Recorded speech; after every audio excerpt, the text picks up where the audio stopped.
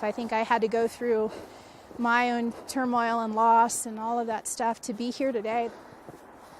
I don't think I could be the person I am today without having gone through that. And for me, my story would be about helping convene and connect people together around the Continental Divide Trail. It's not about me.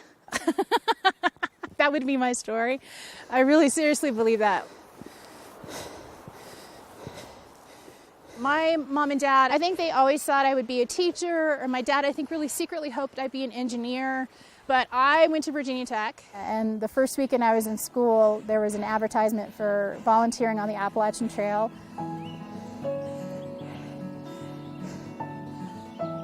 And so I went out that weekend, and I had a Pulaski in one hand and then loppers in the other hand, and the AT is known for its white blazes, and I asked the trail supervisor, so what's this white blaze thing again? I never heard of the AT. And he says, well, if you go left, you end up in Georgia. If you go right, you end up in Maine. And my mind was just blown that something like that actually existed and that I could actually help maintain it. And so for me, that moment changed my life. I spent every weekend after that on the trail doing volunteer work, and then my summers I was building trail with the Conarock crew with the Appalachian Trail Conservancy, and I was all into it. Most people who hike it never know what goes into building a trail, and that's the beauty of it. If they think it was just naturally there, then you've done a great job. I think I just got hooked in that moment. I remember having this conversation with my dad when I got the job with ATC, and I remember calling home and I got this job, I'm getting paid $16,000 a year, I have full health benefits, and I can buy a truck and feed the dog. And my dad, there's just dead silence, and I think they thought I was crazy. But being the parents they were, they let me do it.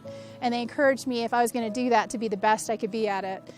And then had an opportunity to come out and work with the Continental Divide Trail in 2007. And when I think about what we've done with the Continental Divide Trail Coalition, and today, we're 96% complete with the CDT. And while we have a 3,100 mile long dream, we still have a couple hundred miles that aren't connected. And so that's 40 years today. We're celebrating the 40th anniversary this year, but we still have some work to do in the next 40 to finish this trail.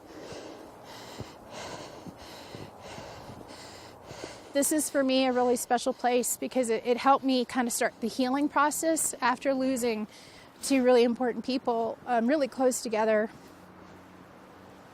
My mom's name was Candelaria, but she went by Gloria, and my dad's name was Alex Martinez. Losing your folks the way we did, we lost them in 36 days apart from each other, holding both of their hands as they passed away.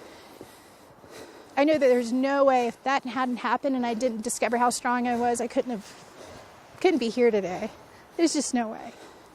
This was the first place I came to, and it's where I connected to them after they'd passed away. And I still feel them here because I knew how important the CDT was to me, and I fight for this because I fight for them and their memory and everything that they built in me, the independence, the passion to be a good person. It's here.